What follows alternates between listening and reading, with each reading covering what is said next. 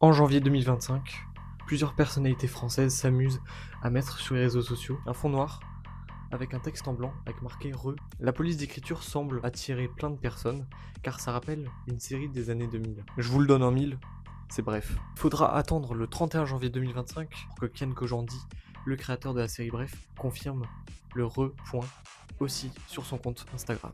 Et en effet, il va confirmer Bref 2.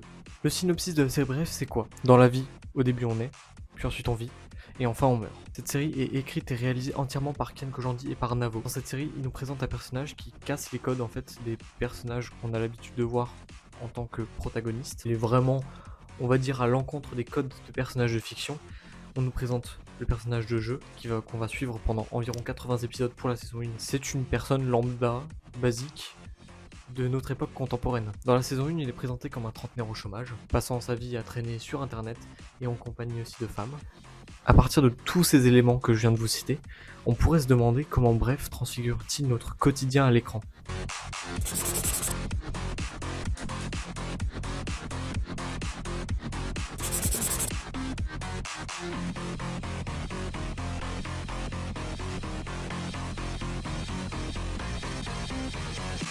Déjà dès la saison 1, et ce sera même accentué dans la saison 2, le personnage de jeu est en fait catégorisé comme un loser. Il est rempli de défauts, il peut être considéré aussi comme disgracieux. En l'apparence, c'est un personnage auquel on pourrait s'identifier mais que personne veut ressembler. Pourtant, si on regarde bien, les situations qu'il vit, comme je l'ai dit avant, sont des situations que tout le monde vit dans la vie réelle. Au final, c'est pas vraiment ce qu'il est, qu'il définit, mais c'est ce qu'il vit. Je vais faire un saut dans le temps pour aller dans la saison 2. La saison 2 de Bref, mais une narration qui est beaucoup plus approfondie. Il y a une remise en question de tous les thèmes qui ont été abordés durant la saison 1, qui sont remis à plat et qui sont bien plus développés. Ça joue aussi sur le fait que le temps soit beaucoup plus long. Les épisodes, au lieu de durer 2 minutes, durent 30 minutes. Je prends l'exemple de l'épisode 3. Bref, c'est toujours une question de point de vue. Dans cet épisode, le personnage de jeu, qui est donc notre personnage principal, il se remémore le combat du cancer de son père, à la manière un peu d'un combat de science-fiction. Pourquoi choisir un combat de science-fiction? C'est pour montrer que c'est une épreuve dure, que tout le monde peut vivre.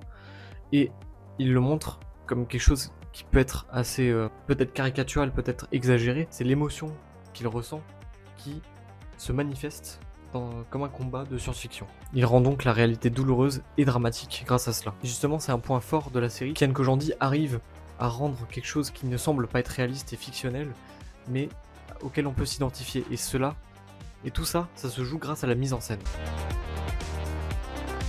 La plupart du temps, le personnage principal nous parle à travers une voix off, qui semble un peu prendre du recul et qui donne un côté déconstruit par rapport à sa vie. Et même sa propre existence, il prend du recul et ajoute une mise en scène assez particulière, le fait que sa vie est découpée en plusieurs personnages. Lui, c'est demain. Tous les trucs que j'ai à faire, je les remets à demain. Notamment dans la saison 1, on y découvre le personnage de Jamais, interprété par Navo. Quand ce type me donne un truc, moi, je le donne à jamais. Il y a aussi le personnage de Demain, voilà, qui remet tout à demain. Ces personnages-là, ils sont considérés comme des vraies personnes qui existent, et en fait on se rend compte à travers ces épisodes qui, au final, font partie de la conscience du personnage de jeu, et même, pour aller plus loin, de tous les personnages existants dans la série. Et c'est le principe même de Bref, entrer dans la tête du narrateur, dans son jugement, dans son point de vue. Par exemple, l'épisode 47 de la saison 1, Bref, je suis vieille, prend cette fois le parti pris de changer jeu et de mettre en lumière une représentation d'une catégorie qui est même, je trouve, mise un peu à l'écart dans le cinéma, c'est les personnes âgées. Ensuite, la particularité de Bref sur notre quotidien, c'est que il y a un montage rythmé qui sublime et qui transforme le quotidien banal. La série Bref a une particularité qui en fait une série qui est assez notable et aussi reconnaissable, avec un gimmick qui est assez rapide. Comme vous le voyez, il y a plein de parodies sur internet qui reprennent le style de Bref, avec un montage vraiment saccadé, super rapide, et c'est quelque chose qui permet aussi à la série d'être reconnaissable. Bref, j'ai recroisé cette fille.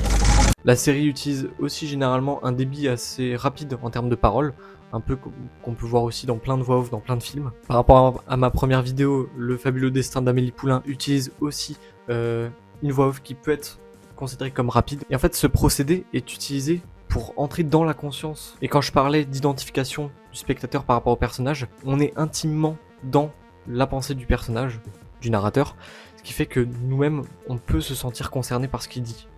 Et donc, ça prône l'identification du spectateur au personnage. Enfin, les choix sonores aussi sont utilisés, créer aussi une atmosphère intime qui contribuent, comme je vous ai dit, à aller proche du narrateur. Je parlais tout à l'heure de la diction rapide qui est utilisée dans pratiquement tous les épisodes, mais parfois il y a soudain un silence, il y a quelque chose qui brusque tout ce qui a été construit par la série Bref, et ça renforce aussi une certaine émotion qui peut permettre l'identification du spectateur au narrateur.